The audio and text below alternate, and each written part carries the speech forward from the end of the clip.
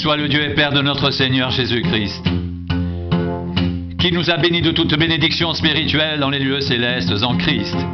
En lui, Dieu nous a élus avant la fondation du monde, pour que nous soyons saints et irréprochables devant lui.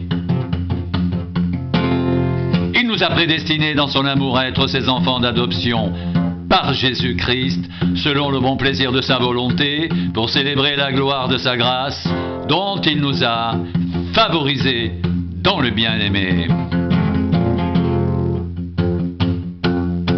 En lui, nous avons la rédemption par son sang, le pardon des péchés, selon la richesse de sa grâce, que Dieu a répandue abondamment sur nous, par toute espèce de sagesse et d'intelligence.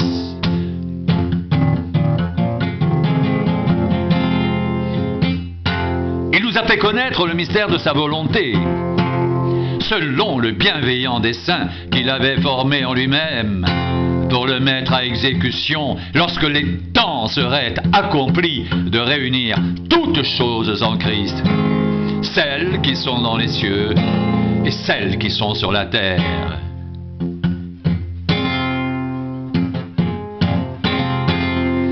En lui, nous sommes aussi devenus héritiers,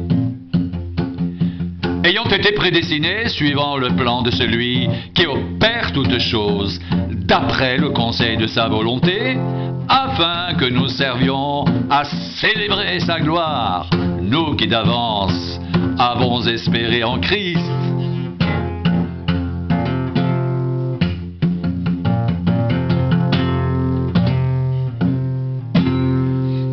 En lui, vous aussi, après avoir entendu la parole de la vérité, l'évangile de votre salut, en lui vous avez cru.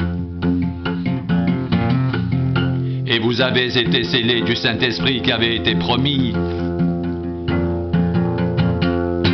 lequel est un gage de notre héritage pour la rédemption de ce que Dieu s'est acquis pour célébrer sa gloire. C'est pourquoi moi aussi, ayant entendu parler de votre foi au Seigneur Jésus et de votre amour pour tous les saints, je ne cesse de rendre grâce pour vous. Je fais mention de vous dans mes prières, afin que le Dieu de notre Seigneur Jésus-Christ, le Père de gloire, vous donne un esprit de sagesse et de révélation dans sa connaissance, qu'il illumine les yeux de votre cœur, pour que vous sachiez quelle est l'espérance qui s'attache à son appel, quelle est la richesse de la gloire de son héritage qu'il réserve aux saints, et quelle est envers nous qui croyons l'infinie grandeur de sa puissance, se manifestant avec efficacité par la vertu de sa force.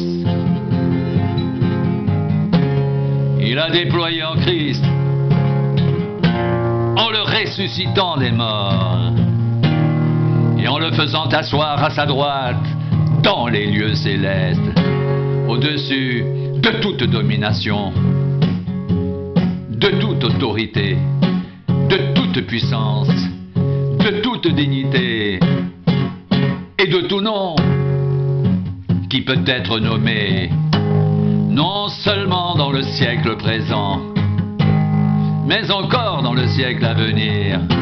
Il a tout mis sous ses pieds et il l'a donné pour chef suprême à l'Église, qui est son corps, la plénitude de celui qui remplit tout en tous.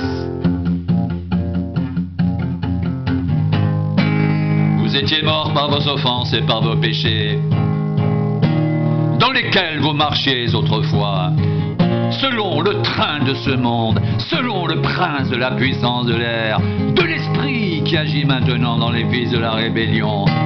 Nous aussi, nous étions de leur nombre. Et nous vivions autrefois selon les convoitises de notre chair. accomplissant les volontés de la chair et de nos pensées. Et nous étions par nature des enfants de colère comme les autres. Mais Dieu, qui est riche en miséricorde à cause du grand amour dont il nous a aimés, nous, qui étions morts par nos offenses, nous a rendus vivants avec Christ. C'est par grâce que vous êtes sauvés.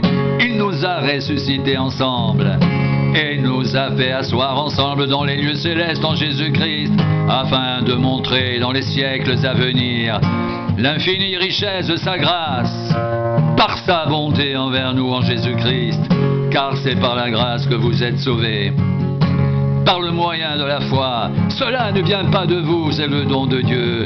Ce n'est point par les œuvres, afin que personne ne se glorifie, car nous sommes son ouvrage, ayant été créés en Jésus-Christ pour de bonnes œuvres que Dieu a préparées d'avance, afin que nous les pratiquions.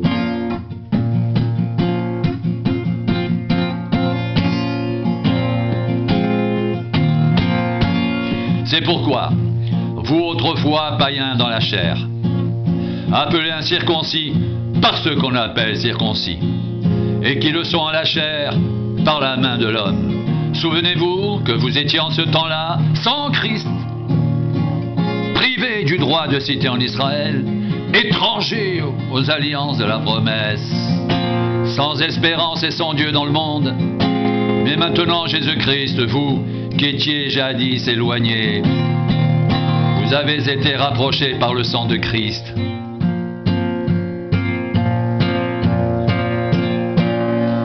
Car il est notre paix, lui qui des deux n'en a fait qu'un, et qui a renversé le mur de séparation, l'inimitié, ayant anéanti par sa chair la loi, les ordonnances dans ses prescriptions, il a voulu créer en lui-même, avec les deux, un seul homme nouveau, en établissant la paix, et les réconcilier avec Dieu l'un et l'autre en un seul corps, par la croix, en détruisant par elle l'inimitié. Il est venu annoncer la paix à vous qui étiez loin, et la paix à ceux qui étaient près, car par lui, les uns et les autres, nous avons accès auprès du Père dans un même esprit. Ainsi donc, vous n'êtes plus des étrangers, ni des gens du dehors, mais vous êtes concitoyens des saints, gens de la maison de Dieu. Vous avez été édifiés sur le fondement des apôtres et des prophètes, Jésus-Christ lui-même étant la pierre angulaire. En lui, tout l'édifice bien coordonné s'élève pour être un temple saint dans le Seigneur. En lui, vous êtes aussi édifiés pour être une habitation de Dieu en esprit. À cause de cela, moi, Paul, le prisonnier de Christ, pour vous païens, si du moins vous avez appris comment je fais part de la grâce de Dieu qui m'a été confiée pour vous.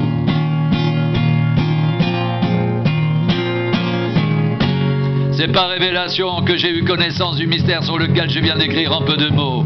En les lisant, vous pouvez vous représenter l'intelligence que j'ai du mystère de Christ.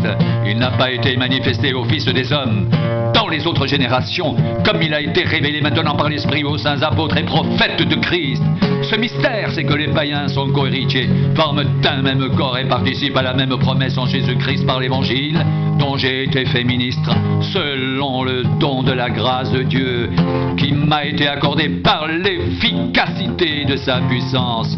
À moi, qui suis le moindre de tous les saints, cette grâce a été accordée d'annoncer aux païens les richesses incompréhensibles de Christ et de mettre en lumière le moyen de faire connaître le mystère caché de toute éternité en Dieu qui a créé toutes choses. C'est pourquoi les dominations et les autorités dans les lieux célestes connaissent aujourd'hui, par l'Église, la sagesse infiniment variée de Dieu, selon le dessein éternel qu'il a mis à exécution par Jésus-Christ notre Seigneur. En lui, nous avons, par la foi en lui, la liberté de nous approcher de Dieu avec confiance. Aussi, je vous demande de ne pas perdre courage à cause des afflictions que j'endure pour vous. Elles sont votre gloire.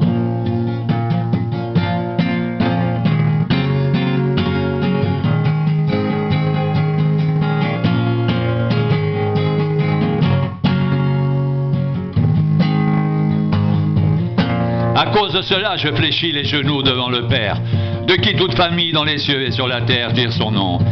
afin qu'il vous donne selon la richesse de sa gloire d'être puissamment fortifié par son esprit dans l'homme intérieur, en sorte que Christ habite dans vos cœurs par la foi, étant enraciné et fondé dans l'amour, que vous puissiez comprendre avec tous les saints quelle est la largeur, la longueur, la profondeur et la hauteur, et connaître l'amour de Christ qui surpasse toute connaissance, en sorte que vous soyez remplis jusqu'à toute la plénitude de Dieu.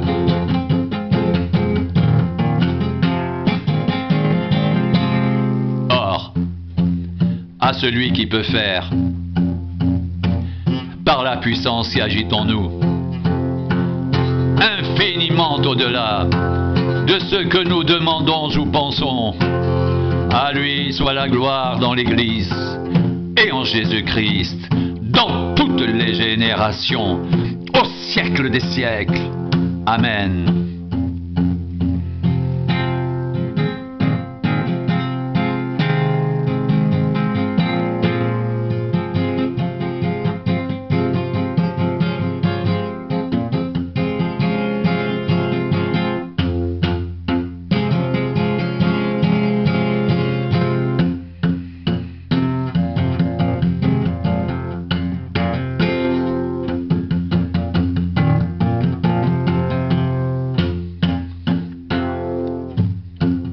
Je vous exhorte, donc moi le prisonnier dans le Seigneur, à marcher d'une manière digne de la vocation qui vous a été adressée, en toute humilité et douceur, avec patience, vous supportant les uns les autres avec amour, vous efforçant de conserver l'unité de l'esprit par le lien de la paix.